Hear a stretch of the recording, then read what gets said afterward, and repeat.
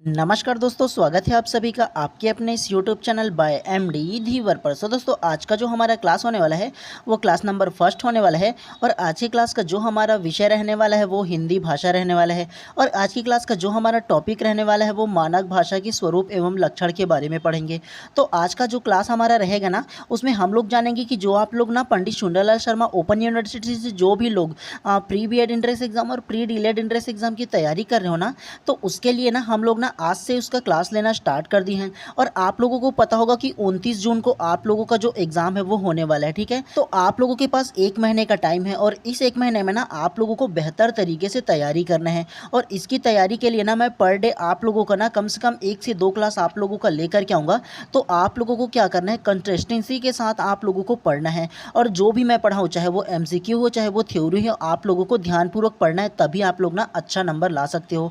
और आज का क्लास जो मेरा रहेगा ना, वो आप लोग का थ्योरी प्लस उसके बाद MCQ रहेगा। हो सकता है आज का क्लास ना 1 घंटे से ऊपर जाए, ताकि ना मैं आप लोग का मानक भाषा के स्वरूप एवं लक्षण क्या होता है सारी चीज़ को डिटेल में पढ़ाऊंगा।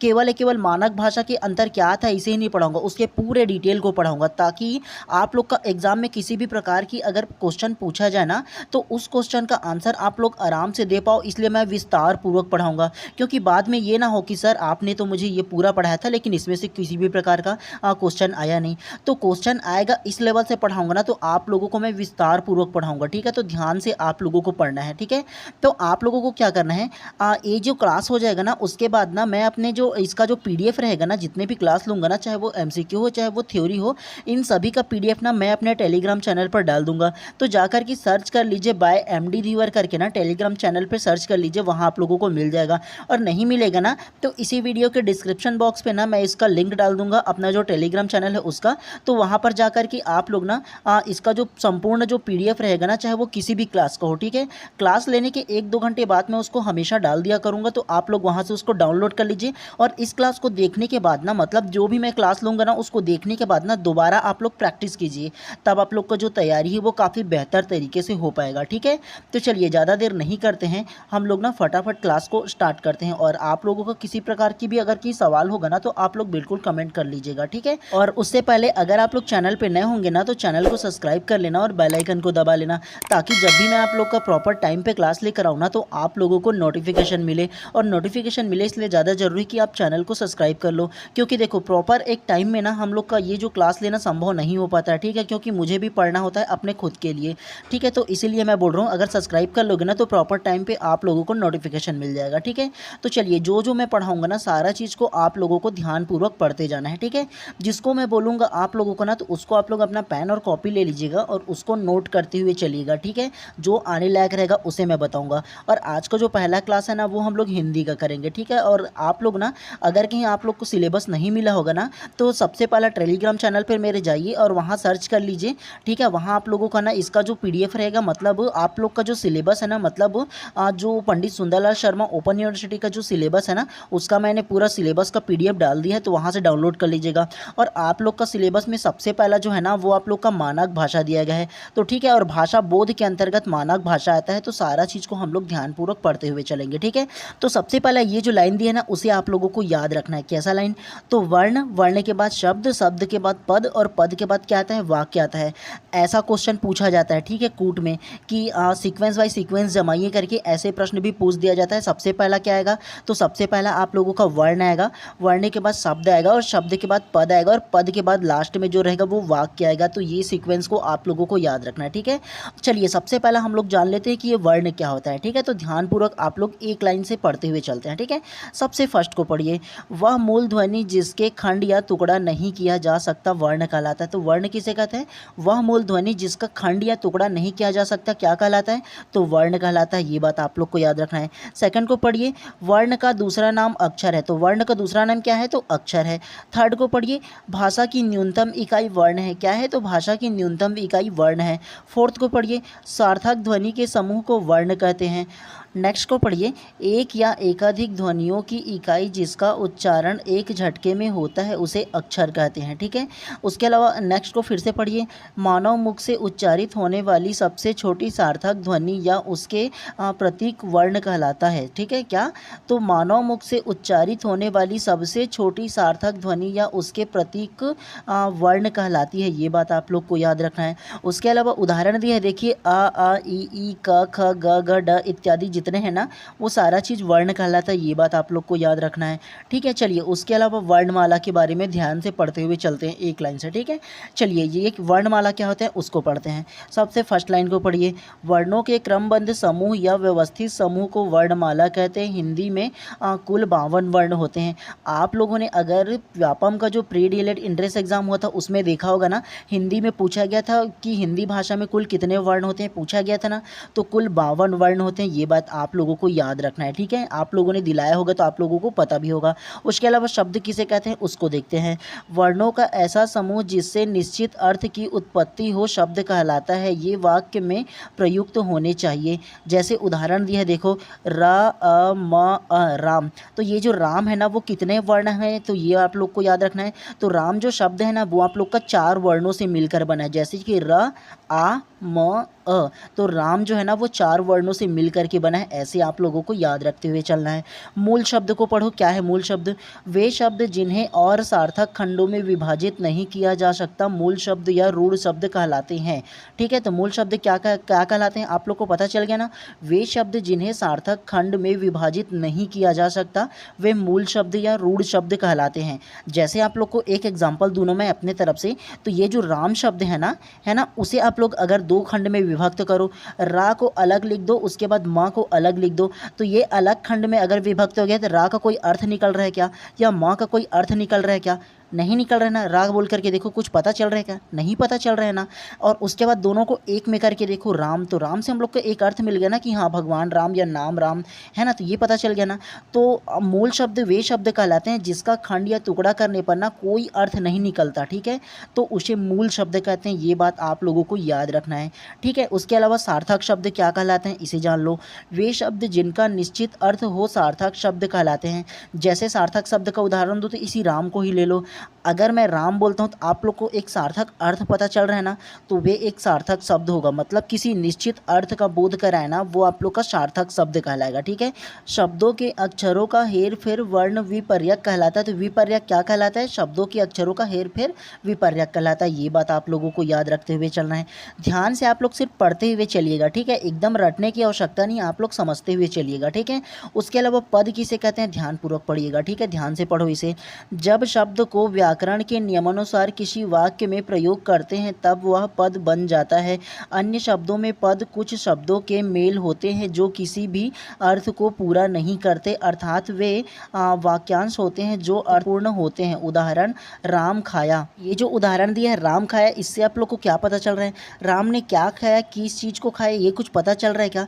नहीं ना पता चल रहा है। तो वो आप लोग का ना ये कहलाता है, क्या कहलाता है? किसी भी अर्थ का पूर्ण नहीं करता ना, वो आप लोगों का पद कहलाता है। ठीक है, तो ये बात आप लोगों को याद रखना। राम खाया से आप लोग का पूर्ण वाक्य पता चल रहा है क्या खाया? नहीं चल रहा है ना, तो वो पूर्ण नहीं करते, अर्थात वे वाक्यांश होते हैं जो अपूर्ण होते हैं, वो क्या कहलाते हैं?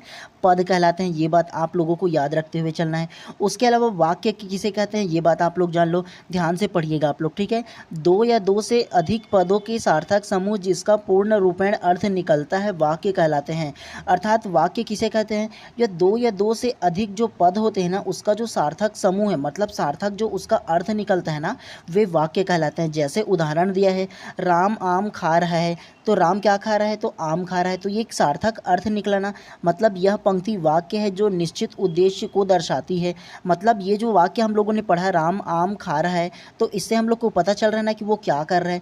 तो जो निश्चित अर्थ को रूपेण करता है, मतलब निश्चित अर्थ को बताता है ना, वो आप लोगों का वाक्य कहलाता है। ये बात आप लोगों को याद रखते हुए चलते हैं। उसके अलावा भाषा क्या है, हम लोग इसको थोड़ा सा ध्यानपूर्वक पढ़ते हुए चलेंगे। ठीक है, देखिए आप लोग का जो मानक भाषा है ना, उसके अंतर्गत जितने भी उप टॉपिक आएंगे ना, उन सारी चीज़ को कवर करते हुए चलेंगे। ठीक है, और उसके बाद जो मेन आप लोग का मानक भाषा भाषा किसे कहते हैं उसको भी मैं आप लोगों को समझाते हुए चलूँगा, ठीक है। इसके लिए आप लोगों को ध्यानपूर्वक पढ़ते हुए चलने हैं, ठीक है। तो जितना कंसिस्टेंसी से मैं पढ़ा रहा हूँ ना, आप लोगों को उतनी ही कंसिस्टेंसी से पढ़ना होगा, ठीक है। तभी आप लोग का मार्क्स जो है वो बेटर आ सकता है। और अभी के आप लोगों ने क्वेश्चन को देखा होगा, क्वेश्चन के लेवल के अधिकतर कूट में पूछा जा रहा है। तो जब तक आप लोग विस्तार पूर्वक नहीं समझोगे ना, आप लोगों का मुश्किल हो जाएगा एग्जाम को क्रैक करना, ठीक है। तो चलिए सबसे पहला हम लोग जानते हैं भाषा क्या है, ठीक है। तो ध्यानपूर्वक पढ़ते हुए चलिएगा। सबसे पहला भाषा की परिभाषा को पढ़ते हैं। भाषा शब्द का निर्माण संस्कृत के भाष धातु से हुआ है। भाष धातु अर्थ वाणी की अभिव्यक्ति है। तो ये संस्कृत की क्या कौन सी धातु से बना है, तो भाष धातु से बना है। और ये जो भाष धातु है उसका क्या अर्थ है, तो वाणी की अभिव्यक्ति ना, ये जो भाष धातु है उसका अर्थ है, ठीक है। जो भाषा है वो किस भाषा से आया हुआ है, तो संस्कृत के भाष धातु से आया है। ये बात आप लोगों को याद रखना है। उसके अलावा नेक्स्ट क्या बोला है, ध्यान से पढ़िए। भाष व्यक्ततः वांची, जिसका अर्थ मनुष्य की व्यक्त वाणी ही भाषा है। तो ठीक है, ये जो भाष व्यक्ततः वांची जो लिखा है ना, उसका अर्थ क्या है, तो मनुष्य की व्यक्त वाणी ही भाषा है। ये बात आप लोगों को याद रखना है। उसके अलावा प्रकृति के बारे में क्या बोला है, भाषा बहती नीर है। तो क्या बहती नीर है, तो भाषा बहती नीर है। ये बात आप लोग को याद रखना है। नेक्स्ट को देखिए क्या लिखा है, विभिन्न लेखकों के अनुसार भाषा की परिभाषा, मतलब आप लोग का ये जो भाषा है ना उसकी परिभाषा क्या है, ये बात आप लोग जान लो, ठीक है। क्रोचे के अनुसार भाषा सीमित और व्यक्त ध्वनियों का नाम है जिन्हें हम अभिव्यक्ति के लिए संगठित करते हैं, ठीक है। तो ये बात आप लोग को याद रखना है एक प्रकार से। दूसरा वेंद्रे के अनुसार आप लोग याद रखिएगा, ठीक है। वेंद्रे ने क्या कहा है भाषा के बारे में, भाषा मनुष्य के बीच संचार व्यवहार के माध्यम के रूप में एक प्रतीक व्यवस्था है। तीसरा में देखिए डॉक्टर सुंदरलाल दास के अनुसार, तो डॉक्टर सुंदरलाल दास क्या कहा है इसके अनुसार पढ़ लीजिए ध्यान से। मनुष्य और मनुष्य के बीच वस्तुओं के विषय में अपनी इच्छा और मति का आदान प्रदान करने के लिए व्यक्त ध्वनि संकेतों का जो व्यवहार होता है उसे भाषा कहते हैं। तो इन तीनों का जो भाषा के लिए ना इन्होंने जो परिभाषा दिया है ना, उसे आप लोग थोड़े से याद रखते हुए चलिएगा, ठीक है। चलिए उसके बाद ये जो भाषा के लक्षण है ना उसको ध्यानपूर्वक आप लोग पढ़ते हुए चलिएगा, ठीक है। भाषा के क्या लक्षण हो सकते हैं ना, आप लोगों से कूट में पूछा जा सकता है, ठीक है। तो ऐसे चीज़ों को आप लोगों को याद रखना है।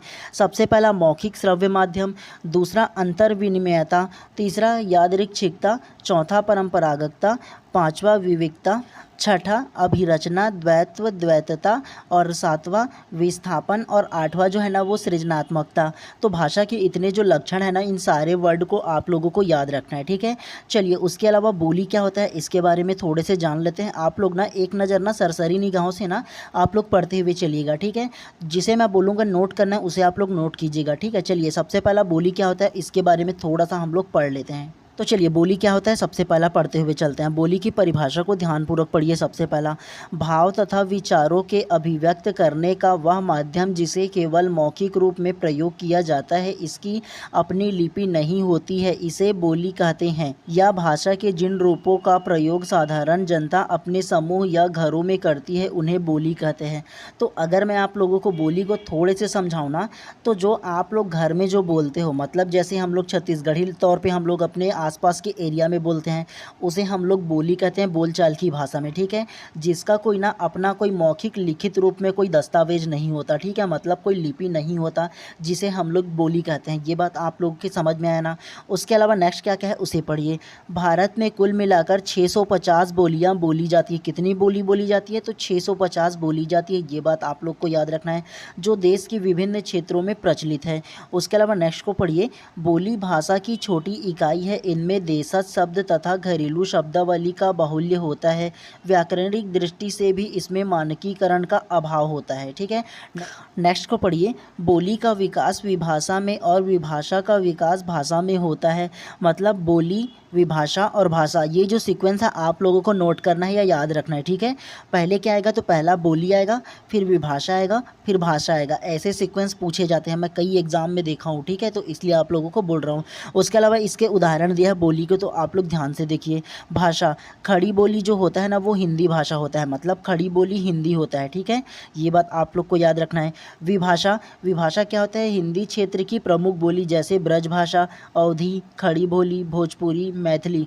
तो ये क्या है, इन तमाम जो भाषा आप लोग को जो नज़र आ रहा है ना, वो आप लोग का विभाषा है। ये बात आप लोगों को याद रखना है इसमें। उसके अलावा बोली, बोली क्या होता है, हिंदी क्षेत्र की शेष बोलियाँ। तो हिंदी क्षेत्र की शेष जो बोलियाँ हैं वो बोली कहलाता है। ये बात आप लोगों को याद रखना है इतनी सी। चलिए उसके अलावा ना भाषा और बोली में ना थोड़ा सा आप लोग अंतर को जान लो। फर्स्ट भाषा, भाषा का व्याकरण होता है, बोली का सामान्य व्याकरण नहीं होता है। भाषा की एक लिपि होती है, बोली की कोई लिपि नहीं होती है। तीसरा, भाषा नियमों का मोहताज होता है, बोली के लिए कोई नियम नहीं होता। चौथा, भाषा विस्तृत होता है, उदाहरण हिंदी और संस्कृत जो भाषा होता है, ठीक है। उसके अलावा बोली को देखो, चौथा, बोली क्षेत्र विशेष या समुदाय विशेष में वार्तालाप का माध्यम होता है, उदाहरण हल्बी और कुड़की। तो ये आप लोग को समझ में आया ना बोली और भाषा में अंतर, ठीक है। चलिए उसके अलावा खड़ी बोली क्या होता है उसके बारे में थोड़ा सा पढ़ लेते हैं, तो ध्यानपूर्वक आप लोग पढ़ते हुए चलिएगा, ठीक है। अगर आप लोग अभी बीच में छोड़ करके गए तो देख लेना, फिर आप लोग की इच्छा, ठीक है। मुझे कोई वो नहीं है, मेरा जो है ना मैं आप लोगों को विस्तार पूर्वक पढ़ाऊँगा और पढ़ाऊँगा जितने भी लोग, अगर मेरे से ना 50 भी लोग पढ़ेंगे ना तो बहुत है मेरे लिए, ठीक है। ताकि उन लोग का जो रहे ना अच्छा मार्क्स आ पाए, इसलिए मैं विस्तार पूर्वक पढ़ाऊँगा, कोई शॉर्ट में पढ़ा करके नहीं जाऊँगा, मैं आप लोगों से बता दे रहा हूँ, ठीक है।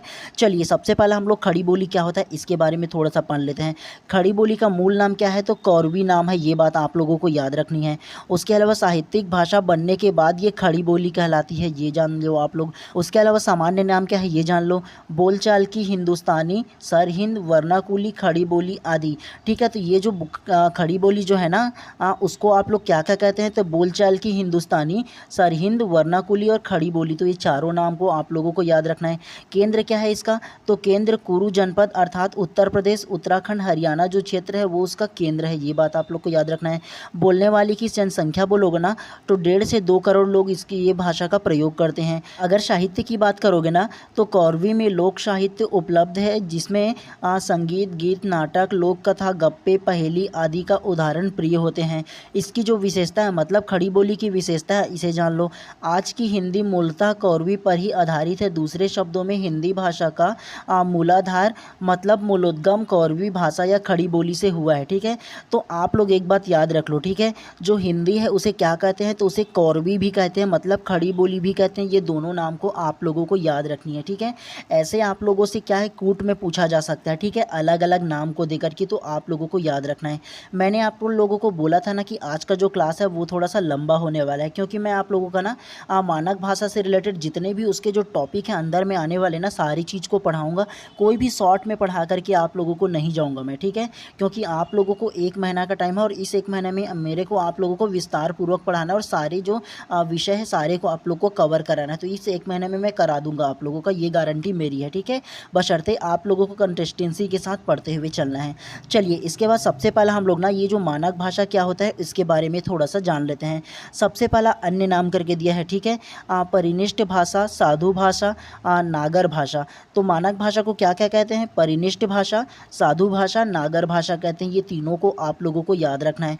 चलिए इसकी परिभाषा को जान लीजिए। किसी बोली को जब व्याकरण से परिनिष्ठ किया जाता है तब वह परिनिष्ठ भाषा बन जाती है।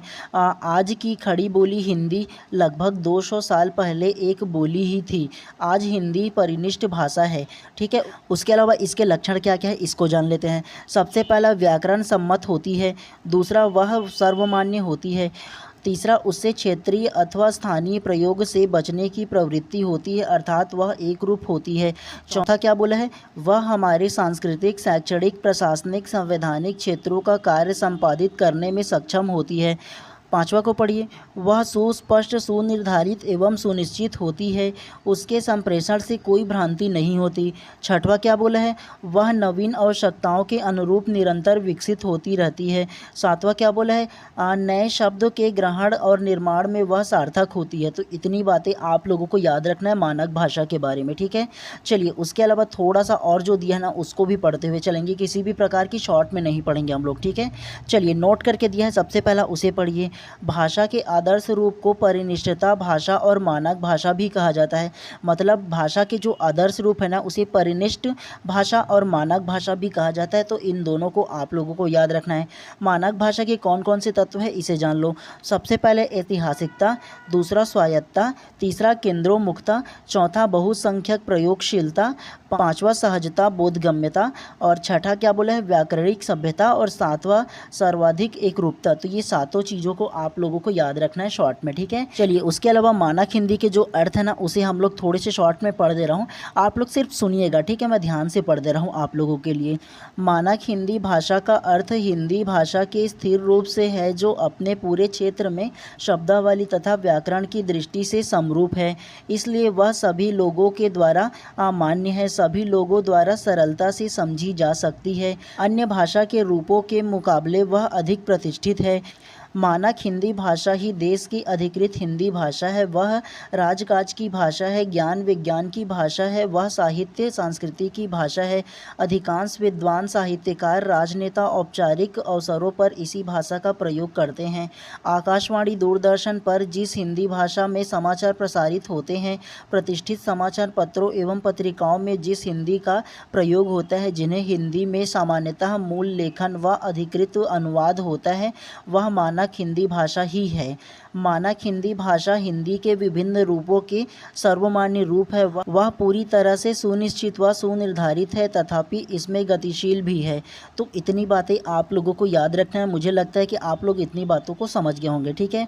उसके अलावा मानक हिंदी की जो तत्व है उसे आप लोग जान लो। सबसे पहला ऐतिहासिक, दूसरा मानकीकरण, तीसरा जीवंतता, चौथा स्वायत्तता। तो हिंदी के जो तत्व है ना, ये चारों तत्वों को आप लोगों को याद रखना है, ठीक है। तो चलिए, सबसे पहला जानते हैं कि ये मानकीकरण क्या होता है। तो ध्यान से आप लोग पढ़िएगा। भाषा का मानकीकरण से अभिप्राय है उसका बोली रूप में क्रमशः विकसित होकर ऐसे परिनिष्ठ भाषा का रूप धारण कर लेना जो शिक्षा, साहित्य, धर्म एवं प्रशासनिक कार्यकलाप में सर्वमान्य माध्यम से बन सके। उसके अलावा मानकीकरण के 3 सोपान जो दिया है उसको आप लोगों को याद रखना है। ये वाली जो 3 सोपान जो दिया है ना मानकीकरण के, बोली, भाषा, मानक भाषा, तो इन तीनों लाइन को आप लोगों को याद रखना है। सबसे पहला क्या आएगा? बोली आएगा, बोली के बाद भाषा आएगा और भाषा के बाद मानक भाषा आएगा। ऐसे प्रश्न पूछे जाते हैं, ठीक है, कई बार आया है, मैंने देखा है, इसलिए मैं आप लोगों को बता रहा हूँ, ठीक है। तो इसे आप लोग चाहो तो नोट करके रख सकते हो, ठीक है। सबसे फर्स्ट में क्या बोला है, ध्यान से पढ़ो। मानकीकरण भाषा में अनेक प्रचलित रूपों में से शुद्ध रूप को चुनने की प्रक्रिया है, इससे भाषा की एकीकृत आदर्श रूप प्राप्त होता है। दूसरा क्या है, पढ़ो, अशुद्ध रूपों को अमान्य कर दिया जाता है। तीसरा, मानकीकरण से भाषा का व्याकरणिक रूप परिनिष्ठ एवं सुनिश्चित होता है। उसके अलावा विशेष करके दिया है, उसे ध्यान से पढ़ो। हिंदी भाषा का मानकीकरण करने वाली संस्था को केंद्रीय हिंदी निर्देशालय के नाम से जाना जाता है। तो केंद्रीय हिंदी निर्देशालय के नाम से कौन जाना जाता है? तो हिंदी भाषा का मानकीकरण करने वाला संस्था। तो ये बात आप लोगों को याद रखना है। इसमें देखो, व्यापम द्वारा पूछा गया है, CGTET 2016 में पूछा गया है ऐसे क्वेश्चन, ठीक है। तो आप लोगों को इतनी बातें याद रखना है, ठीक है। तो चलिए, सबसे पहला मानक भाषा और मानकीकृत भाषा क्या है, इसे हम लोग सबसे पहला जान लेते हैं। तो ध्यान से पढ़िएगा फर्स्ट को। मानक भाषा से आशय वह भाषा जो मानक है तथा अपने क्षेत्र के बाहर भी प्रयुक्त होती है तथा जिसकी सामाजिक प्रतिष्ठा भी है। मानक भाषा मुख्य रूप से सामाजिक प्रतिष्ठा से जुड़ा धारणा है, न कि संरचनात्मक एकरूपता से। दूसरा क्या है, ध्यान से पढ़ो। मानकीकृत भाषा वह भाषा या बोली है जिसका मानकीकरण तो किया गया किंतु सामान्य अर्थ में वे मानक भाषा नहीं है, क्योंकि अपने क्षेत्र तक सीमित होती है तथा इसकी सामाजिक प्रतिष्ठा भी कम होती है, ठीक है। तो इन दोनों लाइन को आप लोगों को याद रखनी है। चलिए, अब हम लोग ना अमानक भाषा क्या होता है इसके बारे में थोड़े से जान लेते हैं। मुझे पता है कि अनेक जो लोग होंगे ना, उसे अभी भी मानक भाषा क्या है और अमानक भाषा क्या है इसके बारे में ना ढंग से उनको समझ में नहीं आया होगा, मुझे पता है अभी भी। अगर मैं आप लोगों को थोड़ा सा सरल तरीके से समझाऊँ ना, मानक भाषा क्या है और अमानक भाषा क्या है ना, तो मानक भाषा वे भाषा होते हैं जिसका मानकीकरण किया गया हो, मतलब जिसकी अपनी कोई लिपि हो, जिसकी कोई अपनी भाषा हो, वो मानक भाषा कहलाता है। जैसे हिंदी हो गया, संस्कृत हो गया, तो ऐसे भाषाएं जिसकी अपनी लिपि होती है, अपनी भाषा होती है, तो वो मानक भाषा कहलाता है। और अमानक भाषा वे भाषा कहलाएंगे जिसकी ना कोई लिपि होगी, ना कोई अपनी भाषा होगी, ठीक है, उसे अमानक भाषा कहेंगे। और मानक भाषा और अमानक भाषा को आप लोगों को पहचान किस प्रकार से करनी है ना, तो मात्रा के आधार पर अधिकतर आप लोग कर सकते हो, ठीक है। तो इसमें जब मैं पहुँचूँगा ना, तो आप लोगों को बताऊँगा, तो इसमें आप लोग को मानक भाषा और अमानक भाषा जो जो है ना वो आसानी से समझ में आ जाएगा। ठीक है, तो सबसे पहला अमानक भाषा किसे कहते हैं, इसका जो थ्योरी थोड़ा सा आप लोग पढ़ लो। ऐसी भाषा जिसकी मानकीकरण ना हुआ हो अमानक भाषा कहलाती है। अमानक भाषा व्याकरण परिनिष्ठ नहीं होता, इसमें व्याकरण संबंधी अशुद्धियाँ रहती है। व्याकरण में यह विधि रूपों में प्रचलित होती है। उदाहरण, आवक डिब्बा में दरखास्त डालेगा तो जावक डिब्बा में दरखास्त मिलेगा। तो ये इसका उदाहरण हो गया। उसके अलावा मानक भाषा और अमानक भाषा की जो पहचान किस प्रकार से करने हैं ना, वो आप लोगों को मैं थोड़े से बता दूं ना। तो जैसे देखो, ये जो अमानक भाषा है इसमें देखो जो मात्रा संबंधी जैसे ई की मात्रा जो है ना इसका गलत प्रयोग किया गया है। ठीक है, तो ये अमानक भाषा कहलाएगा। और उसी प्रकार मानक भाषा को देखोगे ना तो ये जो मात्रा का प्रयोग हो सही तरीके से किया गया है। जैसे शक्ति, तिथि, कांति और शांति को देखो, तो शक्ति में देखो किस प्रकार से मात्रा है, तिथि में देखो कैसी रहता है। तो हिंदी में आप लोग मानक भाषा में देखोगे तो इस प्रकार से सही मात्रा आप लोगों को दिया जाता है। और आप लोगों के एग्जाम में खास तौर से भी आप लोगों ने देखा होगा, आप लोग का जो वर्तनी संबंधी त्रुटि जो दिया जाता है वो बोला जाता है। आप लोग को मात्रा संबंधी जो त्रुटि शुद्ध शब्दों को पहचानो ऐसा भी दिया जाता है ना हिंदी में, तो इसीलिए दिया जाता है क्योंकि वो अपनी एक मानक भाषा होती है, इसीलिए। ठीक है, दूसरा को देखो, त्रि का गलत प्रयोग कैसे किया गया है। जैसे देखो, तृण को क्या बोल लिखा गया है, तो ऋण लिखा गया है, रीता लिखा गया है, ऋतु लिखा गया है। जैसे ये तृण होता है, त्रिता होता है और त्रितु होता है ना। उ संबंधी गलत प्रयोग कैसे किया गया है, जैसे इंदु, प्रभा और शुंभ जो है ना उसको देखो, इंदु छोटी की मात्रा रहता है, इंदु।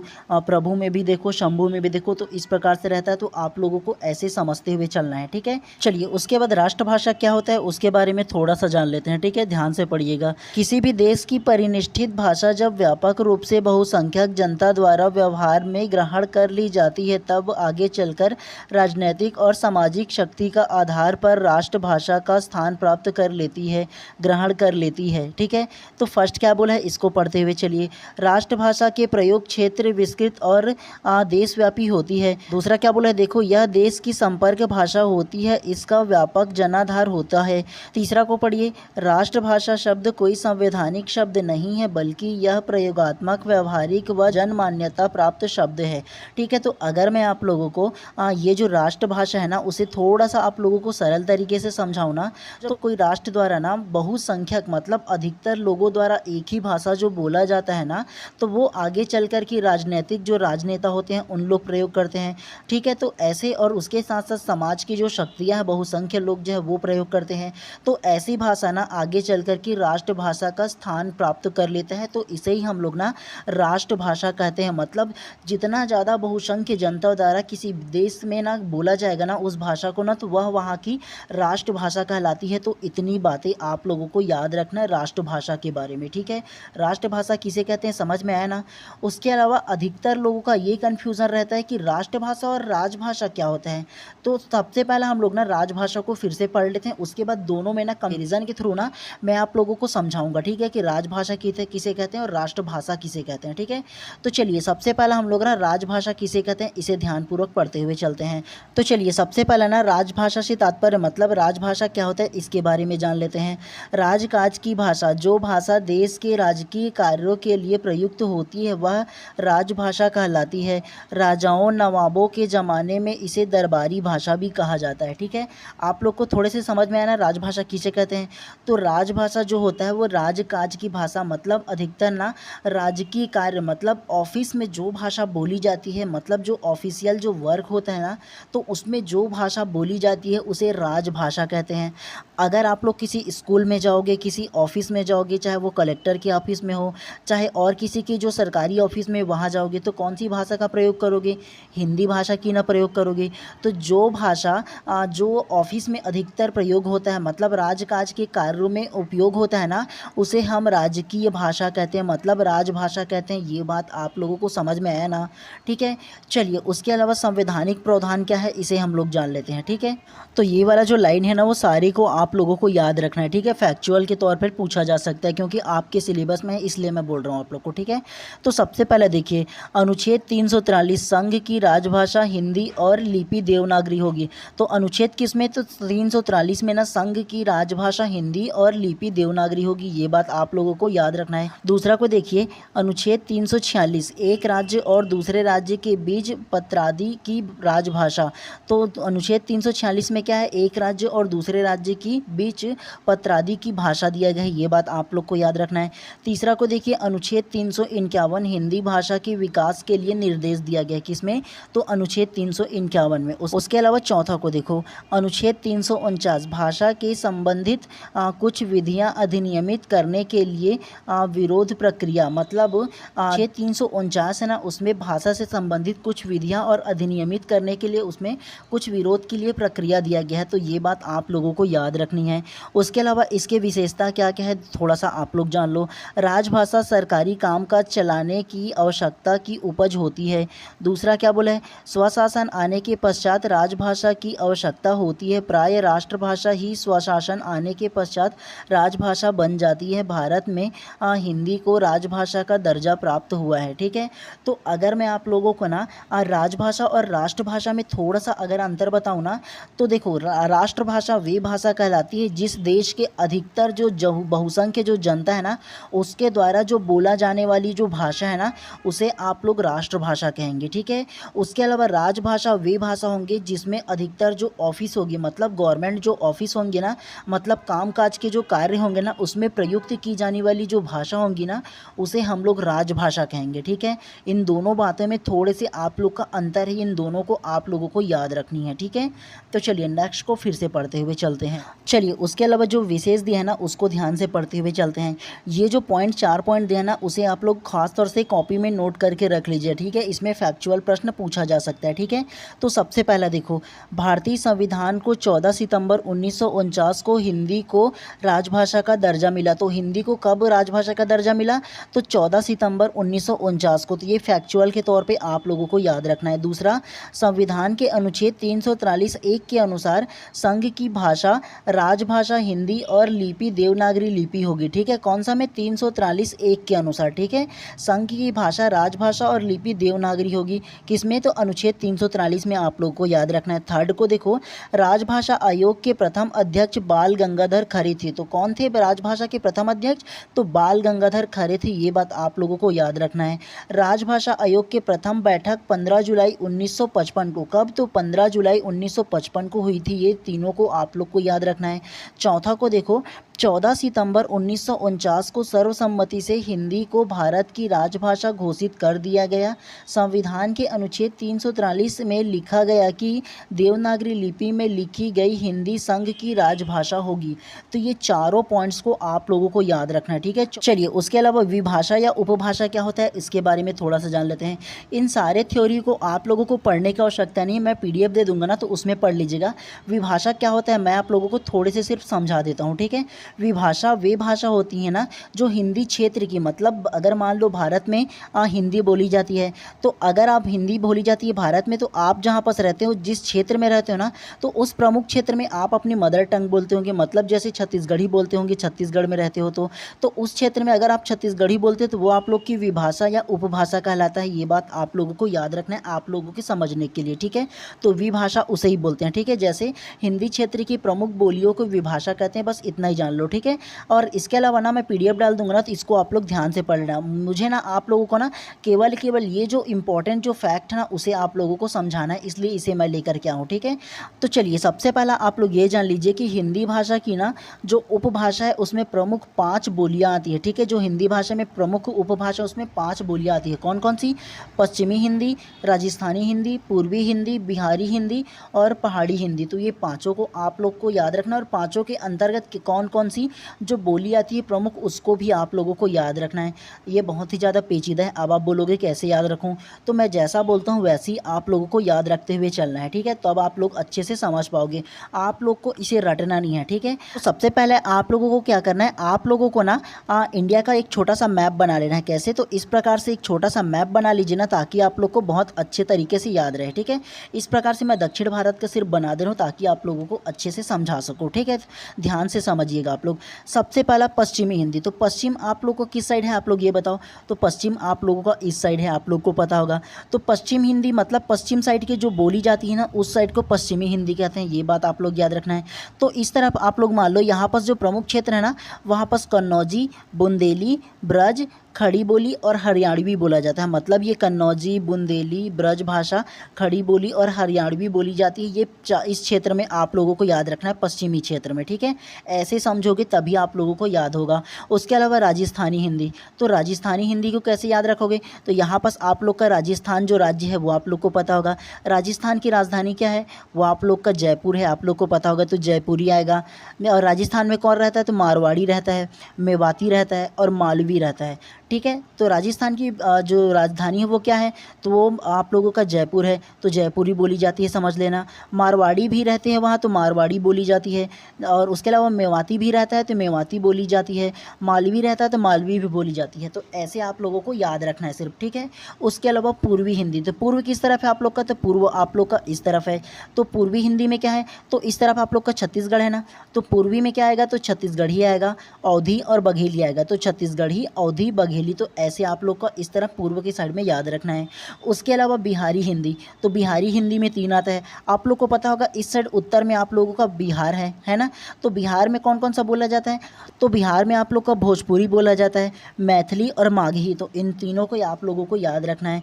उसके अलावा पहाड़ी हिंदी, तो पहाड़ी हिंदी को आप लोग चाहो तो रट सकते हो, गढ़वाली और कुमायूनी। तो पहाड़ी हिंदी कौन सी है, तो गढ़वाली और कुमायूनी है, ठीक है। तो ऐसे आप लोग याद रखोगे ना मैप के सहारे ना, तभी आप लोगों को याद रहेगा। अगर रटोगे तो दिक्कत हो जाएगा आप लोगों के लिए, ठीक है। और ये जो नोट करके दिया है उसे थोड़ा सा देख लो। हिंदी भाषा को भाषा वैज्ञानिकों ने 5 उपभाषा में बांटा है। तो 5 उपभाषा कौन सा है, तो ये पश्चिमी हिंदी, राजस्थानी हिंदी, पूर्वी हिंदी, बिहारी हिंदी और पहाड़ी हिंदी। तो इन पाँचों को आप लोगों को याद रखना है। इन 5 उपभाषाओं में 17 बोलियां हैं। कौन सी कितनी, तो 17। आप लोग काउंट कर सकते हो, इसमें 5, इसमें 4, इसमें 3, फिर 3 और फिर 2 करके, तो टोटल 17 बोलियां हैं। तो ये बात आप लोगों को याद रखना है, ठीक है। उसके अलावा और क्या बोला है, हिंदी भाषा में खड़ी बोली को मानक हिंदी रूप में स्वीकार किया गया है, ठीक है। तो इतनी सी बातें आप लोगों को याद रखनी है। चलिए उसके बाद ना हिंदी भाषा का जो विकास है ना उसके बारे में थोड़ा सा जान लेते हैं। और एक बात आप लोग ये जान लो कि अगर आप लोग अभी टाइम नहीं दोगे ना तो आप लोगों के लिए दिक्कत होने वाला है, क्योंकि बिना थ्योरी को अच्छे से समझे ना आप लोग एमसीक्यू भी करोगे तो कोई वो नहीं है, और एमसीक्यू भी करोगे ना तो सेम प्रश्न नहीं पूछा जाता। इसलिए मैं थ्योरी को आप लोगों को विस्तार पूर्वक पढ़ा रहा हूँ, ठीक है। तो ध्यान से पढ़ते हुए चलिएगा, भले ही अभी आप लोगों को टाइम लग रहा है चलेगा, लेकिन एग्जाम में तो ऐसा नहीं होगा ना कि इस प्रश्न को मैंने नहीं पढ़ाया, आप लोगों को नहीं समझाया। अगर मेरे से 10 भी लोग पढ़ोगे ना तो वो चलेगा, कोई दिक्कत नहीं है मेरे को पढ़ाने में, ठीक है। लेकिन आप लोग बाद में ये ना कहो कि सर आपने तो ये नहीं पढ़ाया, ऐसे क्वेश्चन में पैटर्न बदल करके आया है। तो आप लोगों को विस्तार पूर्वक पढ़ना है, ठीक है। आप लोगों ने देखा होगा अभी क्वेश्चन को जो पैटर्न है वो बहुत बदल चुका है, ठीक है। सिलेबस से बाहर भी पूछा जा रहा है, आप लोगों ने देखा ही होगा, ठीक है। तो इसलिए मैं आप लोगों का ना विस्तार पूर्वक ही पढ़ा रहा हूँ, ठीक है। तो चलिए सबसे पहला थोड़ा सा ध्यानपूर्वक पढ़ते हैं। हिंदी भारोपी भाषा परिवार के अंतर्गत एक आधुनिक भारतीय आर्य भाषा है जिसका विकास आर्य की मूल भाषा संस्कृत से हुई है। तो हिंदी कहाँ से आया है, तो भारोपी भाषा परिवार से आया है, ये बात आप लोगों को याद रखना है, ठीक है। उसके अलावा नेक्स्ट को देखो, परिवार कौन सी है, तो हिंदी भारोपी भाषा परिवार है। कौन सी भाषा परिवार है, तो भारोपी भाषा परिवार है, ये आप लोगों को याद रखना है, आप लोगों से पूछा जाता है ऐसे प्रश्न, ठीक है। नेक्स्ट को देखो, हिंदी भाषा की लिपि देवनागरी लिपि है। कौन सी लिपि है, तो हिंदी भाषा जो है ना वो देवनागरी लिपि के अंतर्गत आता है, ये बात आप लोगों को याद रखना है, ठीक है। और ये जो आप लोग का आधुनिक आर्य भाषा की जो काल है ना उसे आप लोग को याद रखने की आवश्यकता नहीं है, ये नहीं आएगा। और मैं आप लोगों को ये जो टॉपिक है इसलिए लाया हूँ ताकि आप लोग को ये समझ में आए कि ये जो आप लोग का जो सीक्वेंस दिया है ना वो पूछा जाता है। सीक्वेंस मतलब सन को नहीं पूछा जाएगा, इसमें ये पूछा जाएगा कि इसका जो विकास का क्रम है वो कौन सा है। सबसे पहला क्या आएगा, तो संस्कृत आएगा, संस्कृत के बाद पाली आएगा, पाली के बाद प्रकृत आएगा, प्रकृत के बाद अपभ्रंश आएगा, अपभ्रंश के बाद अवहट आएगा, और अवहट के बाद लास्ट में हिंदी आएगा, ठीक है। तो ये जो सीक्वेंस है आप लोगों को याद रखना है, कूट में पूछा जाएगा ऐसे प्रश्न, ठीक है। कि आप लोग से दे दिया जाएगा ये चारों पांचों जो भाषा है उसे दे दिया जाएगा, और उसके बाद बोला जाएगा इसे सीक्वेंस बाय सीक्वेंस विकास के क्रम में जमाइए। जब तक आप लोग पढ़े नहीं रहोगे कैसे याद रखोगे, आप लोग ये बताओ। आप लोगों से सन नहीं पूछा जाएगा, ये बात आप लोग याद रख लो, ठीक है। आप लोगों से यही पूछा जाएगा कि इसे सीक्वेंस में जमाइए। तो सबसे पहला क्या आएगा, तो संस्कृत आएगा सबसे पहला, फिर पाली आएगा, फिर प्रकृत आएगा, फिर अपभ्रंश आएगा, फिर उसके बाद अवहट आएगा, और लास्ट में फिर वो परिवर्तित होकर हिंदी में आएगा लास्ट में, जो आप लोग हिंदी पढ़ रहे हो अभी, ठीक है। तो ये जो सीक्वेंस है आप लोगों को याद रखना है, ठीक है। और हम लोग जब एमसीक्यू करेंगे ना तो उसमें भी ये क्वेश्चन है, ये बात आप लोग याद रखना है, ठीक है। तो इसीलिए ये प्रश्न मैं लेकर के आया हूँ, ठीक है। ध्यान से दोबारा पढ़ लो, संस्कृत, पाली, प्रकृत, संस्कृत, अपभ्रंश, अवहट और फिर हिंदी। ठीक है, इसके अलावा थोड़ा सा हम लोग ना शास्त्रीय भाषा के बारे में जान लेते हैं। ठीक है, प्राचीन साहित्य परंपरा के संरचना के संवर्धन करने के उद्देश्य से कुछ भारतीय भाषाओं को शास्त्रीय भाषा का दर्जा प्राप्त है। वर्तमान में 6 भाषाओं को शास्त्रीय भाषा का दर्जा प्राप्त है। तो कौन कौन सी भाषा? तो 6 भाषा है। ठीक है, कौन कौन सा?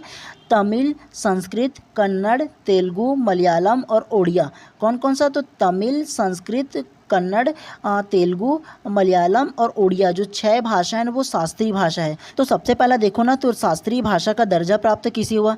तो सबसे पहला 2004 में तमिल को हुआ, संस्कृत को 2005 में हुआ, 2008 में कन्नड़ को हुआ, 2008 में तेलुगु को हुआ, 2013 में मलयालम को हुआ और 2014 में ओडिया को हुआ। तो इन चारों भाषा को आप लोगों को याद रखना है। ठीक है, ये जो शास्त्रीय भाषा है उसके बारे में। चलिए, उसके अलावा ना ये जो देवनागरी लिपि क्या है ना उसके बारे में थोड़ा सा लास्ट में अंतिम जो थ्योरी ना उसे पढ़ लेते हैं। उसके बाद मैं आप लोगों से ना 25 टोटल जो एमसीक्यू क्वेश्चन है वो कराऊंगा। ठीक है, और उसके अलावा ना ये जो 25 एमसीक्यू करेंगे ना उसके बाद मैं ना इसी टॉपिक पर और किस प्रकार से आप लोगों का एमसीक्यू बन सकता है ना, तो आप लोगों के लिए कम से कम 30 से 40 ना मैं आप लोगों को इसी टॉपिक में और एमसीक्यू लेकर के आऊँगा। जितना ज़्यादा आप लोगों ने थ्योरी पढ़ा है ना उन सारी चीज़ को आप लोगों को याद है नहीं, इसके लिए लेकर के आऊँगा। ठीक है, और इसको लाने का वजह ये होगा कि जितना ज़्यादा आप एमसीक्यू करोगे ना उतना बेहतर आप लोगों के होगा। पहले थ्योरी पढ़ो, उसके बाद एमसीक्यू लगाओ, ताकि आप लोग की जो समझ है वो बेहतर तरीके से बन पाए, इसलिए। ठीक है, तो चलिए सबसे पहला ना जो देवनागरी का जो विकास है ना, मतलब देवनागरी लिपि का जो विकास है उसके बारे में थोड़ा सा फटाफट पढ़ लेते हैं। आप लोग सिर्फ सुनिए, आप लोगों को पढ़ने की आवश्यकता नहीं, मैं पढ़ दे रहा हूँ आप लोगों के लिए। ठीक है, सबसे पहला इसके विकास क्रम को पढ़ते हैं। उच्चारित ध्वनि संकेतों की सहायता से भाव या विचार की अभिव्यक्ति भाषा कहलाती है, जबकि लिखित संकेतों की सहायता से भाव या विचारों की अभिव्यक्ति लिपि कहलाता है। मतलब जो चीज़ हम लोग लिखते हैं ना वो लिपि कहलाता है, लेकिन हम जब बोलते हैं ना तो उसे भाषा कहते हैं। दोनों में अंतर समझ में आया ना। सेकंड को देखो क्या बोला है, भारत की सभी लिपियां ब्राह्मी लिपि से ही निकली है, अतः देवनागरी लिपि का विकास ब्राह्मी लिपि से है। देवनागरी लिपि का विकास किससे हुआ है? तो ब्राह्मी लिपि से हुआ, ये बात आप लोगों को याद रखनी है। ठीक है, उसके अलावा नेक्स्ट में क्या है पढ़ो, ब्राह्मी लिपि का प्रयोग वैदिक आर्यों ने शुरू किया। उसके अलावा नेक्स्ट क्या है, ब्राह्मी लिपि का प्राचीनतम नमूना 5वीं शताब्दी ईसा पूर्व का है, जो बौद्धकालीन है। स्वरूप क्या है इसको देखो, यह लिपि बाईं ओर से दाईं ओर लिखी जाती है। मतलब आप लोग को पता होगा कि ये बाईं ओर है और इस साइड आप लोग का दाईं ओर है, तो बाईं ओर से दाईं ओर ही ना लिखते हो जी आप लोग हैं। ब्राह्मी लिपि में तो सेम यही होगा। ठीक है, जो स्वरूप है उसके बारे में, इनमें ध्वनि एवं अक्षरों का उत्कृष्ट समन्वय होता है। उसके अलावा इसके गुण को पढ़ो, जो बोला जाता है वही लिखा जाता है, एक वर्ण में दूसरे वर्ण की भ्रांति नहीं होती है।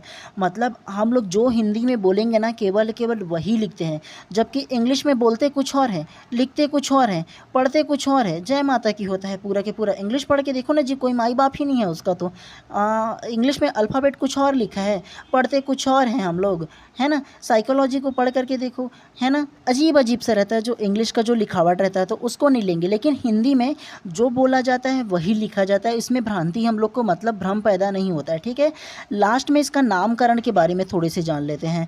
देवनागरी लिपि को लोकनागरी लिपि एवं हिंदी लिपि भी कहा जाता है। अपने अस्तित्व में आने के तुरंत बाद इसने देव भाषा संस्कृत को लिपिबद्ध किया, इसलिए नागरी देव शब्द देवनागरी लिपि बन गया। ठीक है, तो इतनी सी बातें आप लोगों को याद रखनी है। ठीक है, देवनागरी लिपि के बारे में तो आप लोगों ने ना बहुत अच्छे से पढ़ा होगा, ये मुझे उम्मीद है। अब हम लोग ना सीधे सीधे जो MCQ है ना उसे पढ़ते हुए चलते हैं। ठीक है, क्योंकि जब तक आप लोग ना पूरे MCQ को नहीं पढ़ोगे, ठीक है, और अगर मान लो मैं आप लोगों को केवल जो मानक भाषा है उसको टॉपिक को सिर्फ एक टॉपिक को पढ़ा देता, मानक भाषा किसे कहते हैं, और MCQ करा देता, तो वो आप लोगों को विस्तार पूर्वक पढ़ाना नहीं कहलाता। ठीक है, और मेरे को ना इस प्रकार से पढ़ाना है ताकि आप लोग को बहुत अच्छे तरीके से कॉन्सेप्ट बैठ सके। ठीक है, और उसके अलावा आप लोगों को ना परीक्षा में आने लायक प्रश्नों को पढ़ाना है, तो इसलिए विस्तार पूर्वक पढ़ाऊंगा, तभी आप लोगों को मकसद रहेगा, वरना मेरा पढ़ाने का कोई मतलब नहीं रहेगा। बाकी वो जैसा मैं नहीं पढ़ाने वाला। ठीक है, चाहे 10 भी लोग पढ़े वो बहुत है मेरे लिए।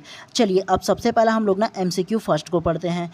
भाषा वैज्ञानिकों ने हिंदी भाषा को कितनी उपभाषाओं में बांटा है? Option A 5, option B 7, option C 9 या ऑप्शन D इनमें से कोई नहीं।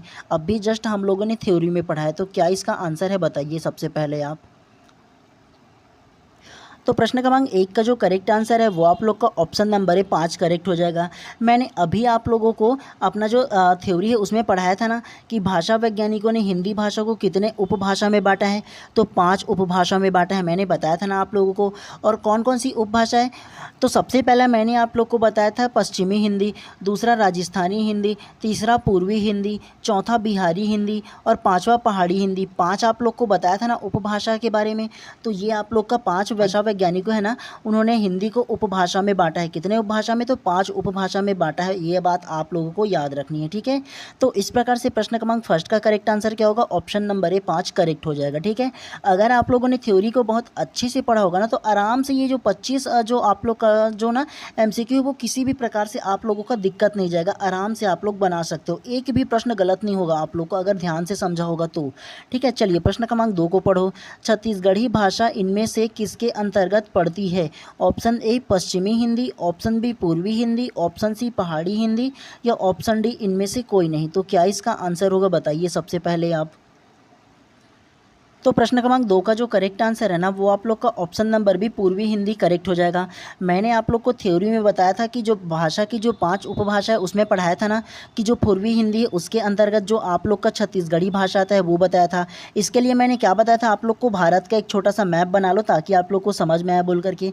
और मैंने आप लोग को बताया था ना कि पूर्वी हिंदी मतलब इस साइड है और यहाँ पास आप लोग का छत्तीसगढ़ है, मतलब छत्तीसगढ़ी यहाँ बोला जाता है। उसके अलावा आप लोग को बताया था ना कि पूर्वी हिंदी में कौन कौन सी बोला जाता है, तो छत्तीसगढ़ी, अवधी और बघेली 3 भाषा बोली जाती है, मैंने आप लोग को बताया था ना। तो इस प्रकार से प्रश्न क्रमांक 2 का जो करेक्ट आंसर है ना, ऑप्शन नंबर बी पूर्वी हिंदी करेक्ट हो जाएगा। इसीलिए मैंने बोल रहा था आप लोगों को कि आप लोग को विस्तार पूर्वक थ्योरी पढ़ना है। अगर थ्योरी को विस्तार पूर्वक पढ़ोगे ना, तो इस प्रकार से अगर घुमा करके प्रश्न दिया जाएगा तो आपका बताना मुश्किल हो जाएगा, ठीक है, अगर शॉर्ट में पढ़ोगे तो। इसीलिए मैं बोलता हूँ आप लोग को विस्तार पूर्वक पढ़ना है बोल करके, ठीक है। चलिए नेक्स्ट प्रश्न को इसी प्रकार से फिर से पढ़ते हुए चलते हैं। चलिए प्रश्न क्रमांक 3 को ध्यान से पढ़ो। मानकीकरण के 3 सोपान कौन से हैं? ऑप्शन ए बोली भाषा लिपि, ऑप्शन बी लिपि बोली भाषा, ऑप्शन सी बोली मानक भाषा भाषा, ऑप्शन डी बोली भाषा मानक भाषा या ऑप्शन ई इनमें से कोई नहीं। तो क्या इसका आंसर होगा बताइए। मैंने आप लोगों से बार बार बोला था कि इसे आप लोग कॉपी में नोट कर लो, याद रखो बोल करके थ्योरी में अपना। तो क्या इसका आंसर होगा पहले आप बताइए। तो प्रश्न क्रमांक 3 का जो करेक्ट आंसर है ना, वो आप लोग का ऑप्शन नंबर डी बोली भाषा मानक भाषा करेक्ट हो जाएगा। मैंने आप लोग को थ्योरी में ही बोला था फर्स्ट में कि आप लोगों को ये याद रखना है बोल के बोला था कि सबसे पहला बोली आएगा, फिर भाषा आएगा, फिर मानक भाषा आएगा। तो मानकीकरण के 3 जो सोपान है वो बोली भाषा और मानक भाषा, ये सीक्वेंस आप लोगों को याद रखनी है, ठीक है। तो इस प्रकार से प्रश्न क्रमांक 3 का जो करेक्ट आंसर होगा ना, ऑप्शन नंबर डी करेक्ट हो जाएगा। चलिए नेक्स्ट प्रश्न को इसी प्रकार से फिर से पढ़ते हुए चलते हैं, ठीक है। चलिए प्रश्न क्रमांक 4 को पढ़ो ध्यान से। खड़ी बोली का मूल नाम क्या है? Option A Kauravi, option B Awadhi, option C Bhojpuri या ऑप्शन डी मैथिली। तो क्या इसका आंसर होगा बताइए। तो प्रश्न क्रमांक 4 का जो करेक्ट आंसर है वो आप लोग का ऑप्शन नंबर 1 कौरवी करेक्ट हो जाएगा। मैंने आप लोगों को थ्योरी में बताया था कि खड़ी बोली किसे कहते हैं, तो खड़ी बोली का जो एक और नाम है ना, वो आप लोग का कौरवी है। ये बात आप लोग को याद रखना, मैंने बोला था अपने थ्योरी में। तो इस प्रकार से प्रश्न क्रमांक 4 का जो करेक्ट आंसर है ऑप्शन नंबर 1 कौरवी करेक्ट हो जाएगा। और जितने भी आप लोग 25 प्रश्न करोगे ना, अभी 25 के 25 प्रश्न ऐसे रहेंगे जो आप लोग के थ्योरी में से ही आया रहेगा और किसी न किसी एग्जाम में पूछा गया होगा, ठीक है। तो इसीलिए मैं बोल रहा था आप लोगों को कि आप लोगों को जो थ्योरी है उसे ध्यानपूर्वक पढ़ने हैं बोल करके, ठीक है। जितने प्रश्न सारे किसी न किसी एग्जाम में पूछे गए होंगे और आप लोग का जो रहेगा ना थ्योरी में से ही प्रश्न होगा, अलग से कोई भी प्रश्न नहीं होगा। आप लोग देखो, आप लोग ध्यान से, ठीक है। चलिए प्रश्न क्रमांक 5 को ध्यान से पढ़िए। हिंदी किस भाषा परिवार की भाषा है? Option A Austric, option B Dravid, option C चीनी तिब्बती या ऑप्शन डी भारोपीय। तो क्या इसका आंसर होगा बताइए सबसे पहला आप। तो प्रश्न क्रमांक 5 का जो करेक्ट आंसर है वो आप लोग का ऑप्शन नंबर डी भारोपी करेक्ट हो जाएगा। मैंने आप लोग को थ्योरी पढ़ाते वक्त बताया था ना कि हिंदी जो भाषा है वो किस भाषा परिवार की भाषा है, तो वो आप लोग का भारोपी भाषा परिवार की भाषा है। ये बात आप लोग को याद रखने के लिए बोला था। तो इस प्रकार से प्रश्न क्रमांक 5 का correct answer option number D correct हो जाएगा। चलिए नेक्स्ट प्रश्न को फिर से पढ़ते हुए चलते हैं। प्रश्न क्रमांक 6 को ध्यान से पढ़िए। जिन ध्वनि चिन्हों द्वारा मनुष्य परस्पर विचार विनिमय करता है इसकी समिष्ट को कहते हैं। ऑप्शन ए स्वर, ऑप्शन बी व्यंजन, ऑप्शन सी भाषा या ऑप्शन डी वर्ण या ऑप्शन ए इनमें से कोई नहीं। तो क्या इसका आंसर होगा बताइए। तो प्रश्न क्रमांक 6 का जो करेक्ट आंसर है ना वो आप लोग का ऑप्शन नंबर सी भाषा करेक्ट हो जाएगा। जिन ध्वनि चिन्हों द्वारा मनुष्य अपना परस्पर विचार विनिमय मतलब एक दूसरे से जो वार्तालाप करते हैं, बातचीत करते हैं, उसे क्या कहते हैं? अपने भाषा के माध्यम से ही ना आप लोग बातचीत करते हो। जी हाँ। तो इस प्रकार से प्रश्न क्रमांक 6 का जो करेक्ट आंसर होगा ऑप्शन नंबर सी करेक्ट हो जाएगा। चलिए नेक्स्ट को फिर से पढ़ते हुए चलते हैं। चलिए प्रश्न क्रमांक 7 को ध्यान से पढ़िए। हिंदी किस भाषा परिवार की भाषा है? अभी जस्ट हम लोगों ने पढ़ा तो ये प्रश्न रिपीट हो गया। तो मेरा भी मैनेजर ना कैसे कैसे प्रश्न को दोबारा ला देता है, बड़ा उटपटांग है मेरा मैनेजर। ठीक है, तो इसका जो करेक्ट आंसर होगा ना वो आप लोग का भारोपी परिवार करेक्ट हो जाएगा। ठीक है, मतलब हिंदी भाषा किस भाषा परिवार की है? तो भारोपी भाषा परिवार की है। ये बात आप लोगों को याद रखनी है। ठीक है, और रही बात मैनेजर वाली ना, तो मैं खुद मैनेजर हूँ, आप लोग को बता दूँ, हो जाता है ऐसी वाली बात। ठीक है, चलिए प्रश्न क्रमांक 8 को ध्यान से पढ़िए। हिंदी के उद्भव की सही क्रम क्या है? मैंने आप लोग को थ्योरी में बताया था ना कि आप लोग को जो हिंदी भाषा का जो विकास हुआ था उसके क्रम को आप लोग को याद रखना है। कूट में पूछा जाता है, बोला था ना।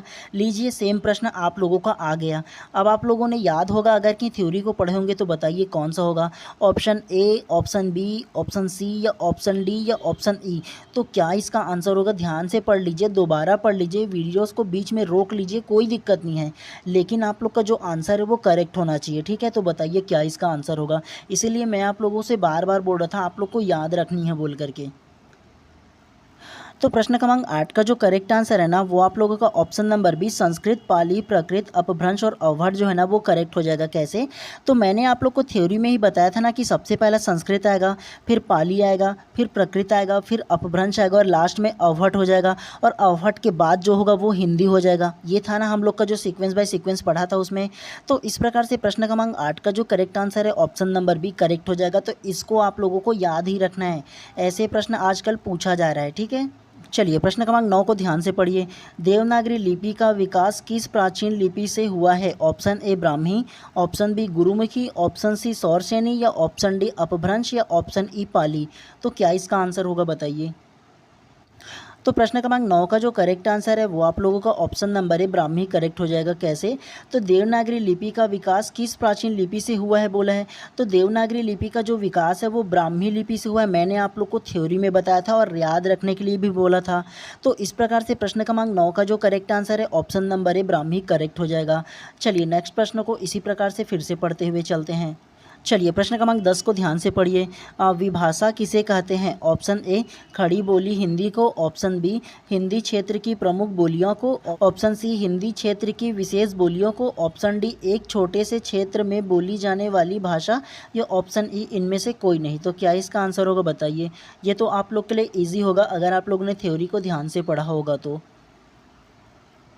तो प्रश्न क्रमांक 10 का जो करेक्ट आंसर है ना वो आप लोग का ऑप्शन नंबर बी हिंदी क्षेत्र की प्रमुख बोलियों को करेक्ट हो जाएगा। हम लोगों ने थ्योरी में पढ़ा था ना कि विभाषा किसे कहते हैं, तो विभाषा उसे कहते हैं जो हिंदी क्षेत्र की जो प्रमुख बोली होती है ना उसे हम लोग विभाषा कहते हैं। ये बात आप लोग को याद रखने के लिए बोला था। तो इस प्रकार से प्रश्न क्रमांक 10 का जो करेक्ट आंसर होगा ऑप्शन नंबर बी करेक्ट हो जाएगा। चलिए नेक्स्ट प्रश्न को फिर से इसी तरह पढ़ते हुए चलते हैं। चलिए प्रश्न क्रमांक 11 को ध्यान से पढ़िए। वर्ण कहते हैं, तो वर्ण किसे कहते हैं आप लोगों को ये बताना है। ऑप्शन ए यह भाषा की सबसे बड़ी इकाई होती है, ऑप्शन बी यह भाषा की सबसे छोटी इकाई होती है, ऑप्शन सी इसके खंड हो सकते हैं, ऑप्शन डी इसके खंड नहीं हो सकते, ऑप्शन ई इनमें से कोई नहीं। तो क्या इसका आंसर हो सकता है बताइए पहले आप। तो प्रश्न क्रमांक 11 का जो करेक्ट आंसर है ना वो आप लोग का ऑप्शन नंबर बी और ऑप्शन नंबर जो डी है ना दोनों करेक्ट हो जाएगा। ठीक है, तो इसे ना जो व्यापक है ना उसने विलोपित कर दिया था। मतलब ये 2015 में, कब? तो 2015 में ना पीएससी प्री में पूछा गया था, मतलब सीजेपीएससी जो प्री हुआ था ना उसमें पूछा गया था, लेकिन ये जो प्रश्न है ना जो पीएससी है ना उसे विलोपित कर दिया था। ठीक है, क्योंकि इसमें डबल आंसर हो रहा है। वर्ण किसे कहते हैं, तो वर्ण भाषा की सबसे छोटी जो इकाई है उसे भी कहते हैं। उसके अलावा इसके खंड या टुकड़ा नहीं किया जा सकता तो इसे भी कहते हैं। तो ये दोनों आंसर हो जाएगा, इसलिए ये जो प्रश्न है ना वो विलोपित हो गया था। ठीक है, तो इस प्रकार से प्रश्न क्रमांक 11 का ना बी और डी दोनों करेक्ट हो जाएगा। तो ऐसे आप लोगों को याद रखना है। ठीक है, चलिए प्रश्न क्रमांक 12 को ध्यान से पढ़िए। हिंदी भाषा का कौन सा रूप मानक हिंदी के रूप में स्वीकार किया गया है? ऑप्शन ए पूर्वी हिंदी, ऑप्शन बी पहाड़ी हिंदी, ऑप्शन सी खड़ी बोली या ऑप्शन डी पश्चिमी हिंदी। तो क्या इसका आंसर हो सकता है बताइए पहले आप। तो प्रश्न क्रमांक 5 का जो करेक्ट आंसर है वो आप लोग का ऑप्शन नंबर सी खड़ी बोली करेक्ट हो जाएगा। हिंदी भाषा की कौन सी रूप मानक हिंदी के रूप में स्वीकार किया गया है? तो खड़ी बोली के होना स्वीकार किया गया है। जी हाँ, हिंदी को ही तो हम लोग खड़ी बोली के रूप में जानते हैं ना, पढ़े थे ना हम लोग थ्योरी में। तो इस प्रकार से प्रश्न क्रमांक 12 का जो करेक्ट आंसर है ऑप्शन नंबर सी आप लोग का करेक्ट हो जाएगा। चलिए नेक्स्ट प्रश्न को फिर से पढ़ते हुए चलते हैं। ये प्रश्न क्रमांक 13 को ध्यान से पढ़िए। भाषा शब्द किस भाषा की धातु से बना है? ऑप्शन ए प्राकृत की भाष धातु से, ऑप्शन बी अपभ्रंश की भाष धातु से, ऑप्शन सी संस्कृत की भाष धातु से, या ऑप्शन डी पाली की भाष धातु से। तो क्या इसका आंसर होगा बताइए। तो प्रश्न क्रमांक 13 का जो करेक्ट आंसर है वो आप लोग का ऑप्शन नंबर सी संस्कृत की भाष धातु से करेक्ट हो जाएगा। मैंने आप लोग को थ्योरी में बताया था ना कि जो भाषा है ना, भाषा शब्द है ना, वो आप लोग का संस्कृत की भाष धातु से बना है, जिसका अर्थ होता है वाणी की अभिव्यक्ति। बताया था ना मैंने आप लोगों को। तो इस प्रकार से प्रश्न क्रमांक 13 का जो करेक्ट आंसर है ऑप्शन नंबर सी आप लोग का करेक्ट हो जाएगा। चलिए नेक्स्ट प्रश्न को फिर से पढ़ते हुए चलते हैं। चलिए प्रश्न क्रमांक 14 को ध्यान से पढ़िए। व्यंजना से जिस अर्थ का बोध होता है उसे कहते हैं। ऑप्शन ए अभिधेयार्थ, ऑप्शन बी विधेयार्थ, ऑप्शन सी मुख्यार्थ, या ऑप्शन डी व्यंग्यार्थ। तो क्या इसका आंसर होगा बताइए सबसे पहले आप। तो प्रश्न क्रमांक 14 का जो करेक्ट आंसर है ना वो आप लोग का option number D Vyangyarth correct हो जाएगा। कैसे? व्यंजना से जिस अर्थ का बोध होता है ना वो आप लोगों का व्यंग्यार्थ कहलाता है। ये बात आप लोगों को याद रखनी है, ठीक है। तो इस प्रकार से प्रश्न क्रमांक 14 का जो करेक्ट आंसर है ना वो आप लोग का option number D Vyangyarth correct हो जाएगा। चलिए नेक्स्ट प्रश्न को इसी प्रकार से फिर से पढ़ते हुए चलते हैं। चलिए प्रश्न क्रमांक 15 को ध्यान से पढ़िए। निम्नलिखित में कौन सा आर्य भाषा समूह में नहीं माना जाता? ऑप्शन ए चीनी, option B Sanskrit, option C Latin, या ऑप्शन डी फारसी। तो क्या इसका आंसर होगा बताइए पहले आप। तो प्रश्न क्रमांक 15 का जो करेक्ट आंसर है ना वो आप लोग का ऑप्शन नंबर ए चीनी करेक्ट हो जाएगा। तो क्या बोला है प्रश्न में, कौन सा आर्य भाषा समूह में नहीं माना जाता? तो जो आर्य भाषा समूह में नहीं माना जाता या नहीं आता ना वो आप लोग का चीनी भाषा है, ठीक है। तो इस प्रकार से प्रश्न क्रमांक 15 का जो करेक्ट आंसर है ऑप्शन नंबर ए करेक्ट हो जाएगा आप लोगों का। चलिए नेक्स्ट को पढ़ते हुए चलते हैं, तो ध्यान से पढ़िएगा इसको भी। चलिए प्रश्न क्रमांक 16 को ध्यान से पढ़िए। मूल शब्द किसे कहते हैं? ऑप्शन ए जिन शब्दों के खंड सार्थक नहीं होते, ऑप्शन बी जो दो शब्दों के मेल से बनते हैं, ऑप्शन सी जिनमें उपसर्ग एवं प्रत्यय दोनों होते हैं, या ऑप्शन डी उपयुक्त में से कोई नहीं। तो क्या इसका आंसर होगा बताइए सबसे पहले आप। तो प्रश्न क्रमांक 16 का जो करेक्ट आंसर है ना वो आप लोग का ऑप्शन नंबर ए करेक्ट हो जाएगा। जिन शब्दों के खंड सार्थक नहीं होते करेक्ट हो जाएगा। मैंने आप लोगों को थ्योरी में बोला था ना मूल शब्द पढ़ते वक्त, तो मूल शब्द वे शब्द होते हैं जिन शब्दों के खंड या टुकड़ा करने पर वे शब्द सार्थक नहीं होते। जैसे मैंने एग्जाम्पल पे बताया था ना, ऐसे राम लिखकर, तो राम लिखने से आप लोग को क्या समझ में आता है कि हाँ भगवान राम हो सकता है, या तो ये नाम का जो राम है किसी व्यक्ति का नाम होगा, ये समझ में आता है।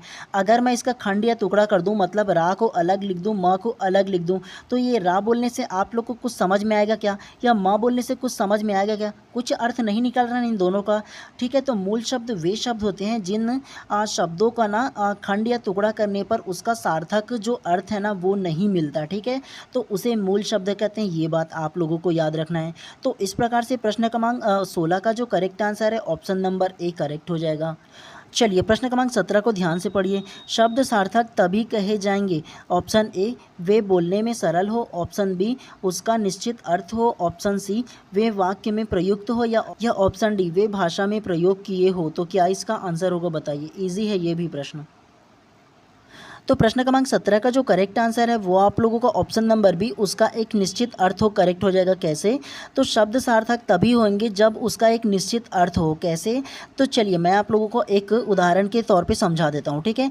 जैसे मैंने एक शब्द लिख दिया चाबी। क्या लिख दिया? तो चाबी। अगर मैंने एक शब्द लिख दिया तो चाबी से बोलने से आप लोग को क्या समझ में आता है? हाँ, कि कोई ताला को खोलने वाला जो चाबी होता है ना वो, इसका एक निश्चित अर्थ निकल रहा है ना कि हाँ ताला खोलने वाला जो चाबी होगा वो होगा।